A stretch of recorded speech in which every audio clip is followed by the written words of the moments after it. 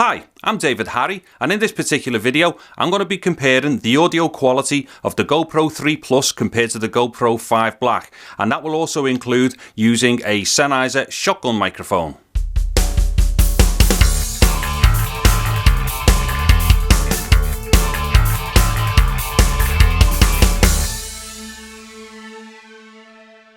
Okay, so what I'm going to do in this particular video is show some clips that I've caught in the last month, and what they are is the GoPro 5 Black with an external microphone and the GoPro 3 Plus with an external microphone. And what that microphone is the Sennheiser shotgun microphone that I use, which is the ME66 capsule with the K6 power module. And I will also, just for good measure, put a couple of clips in with both cameras using their internal microphones. After the clips is run through, I'll come back and do a quick summary. Okay, so I'm outside now, and this is the exact same setup as the shots from earlier on. And what it is, it's just a little V-mount on top of the actual GoPro, and here, just on the end, is the Sennheiser. So what I'm going to do, I'm just kind of walk back a little bit as well. Oh yeah, it's also worth noting there's a little bit of a breeze going on. Now the Sennheiser's got its foam on it, but it doesn't have a dead cat or anything, but the foam should be okay, should be enough to, you know, kind of like keep the little breeze at bay. So what I'll do, I'll just start moving off it a little bit. Now the reason why I'm doing this is just so we can see exactly what the microphone and the GoPro will pick up directly in front of it, because the GoPro's got an automatic gain control and a limiter as well. It's really good actually at kind of getting a really nice balance of what it should be boosting and what it should be capping on the actual input. So I'll come back a bit further again. Now this distance I am now, I'm probably about 4 to 5 feet away from the lens, and they're about 4 foot from the actual tip of the mic, something like that. Now this kind of distance would otherwise be a little bit bad with certain kind of setups, like say with traditional cameras and whatnot. And this is only because the GoPro does do a fair amount of like gaining and limiting and stuff. And like I said earlier, it kind of does this really, really well. So I'm going to back off a little bit more. Now, I don't know exactly how this is going to start picking up, but it's worth testing it. I'll do another step backwards as well, just in case that's of any use to us. But yeah, so I'm kind of like, by normal shooting standards, I'm miles away from it at the moment, although it's going to look like about 10 miles away because it's such a wide lens. Okay, so I don't think I'll go back any further than this, because this is ridiculously far away, and under normal circumstances you wouldn't be doing this. So anyway, I'll start walking back into the, back closer into the lens again.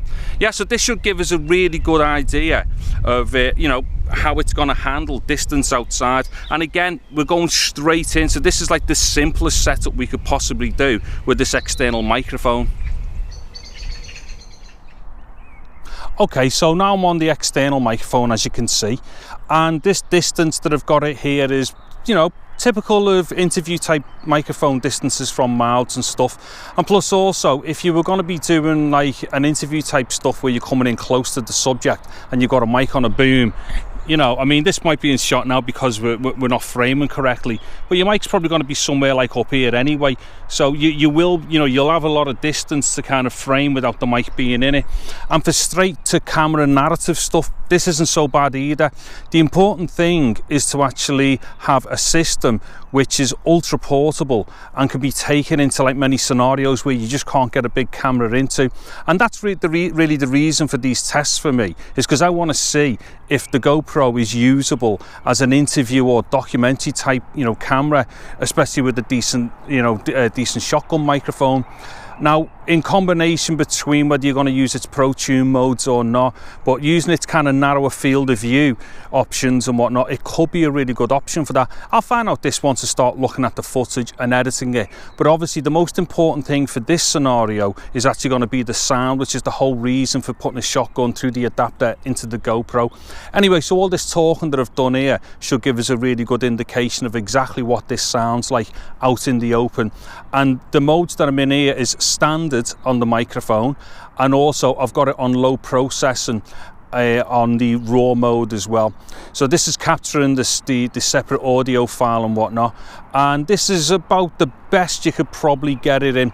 The other above standard, you've then got a mode which boosts it, and then above that, then you've also got powered modes. So as far as the actual input is concerned, this microphone is actually on the correct input, and then after that the other options are then whether you're just going to shoot like wind or stereo, but we'll come out of them modes and gone straight into raw mode, which is the best options for shooting in this scenario. And like I say, this is on the low option. Okay, so just for a quick comparison, I'm now on the GoPro's internal microphones. So what I'm going to do, I'm going to walk back slowly, similar to what I did with the Sennheiser. And what it is, this test should give us an idea of tonally what it sounds like, what the gains are like, and what the limiting's like as well, and as to how far I can actually get away with walking back on the internal microphones. Now this take has been done with the internal microphones on the GoPro, and that should give us a really good indication as to what its standard internal sound sounds like compared to an external decent shotgun microphone coming through the external adapter. Okay, so to the summary then. The reason why I did this particular quick video was just to give people the opportunity to hear the difference between a 3 Plus and a 5 with the same external microphone attached, and as to what the differences may or may not be. Now I will leave that down to yourself to work out whether you liked one over the other, or whatever the differences were, or your perception of the differences, and like whether you like the dialogue on one compared to the other.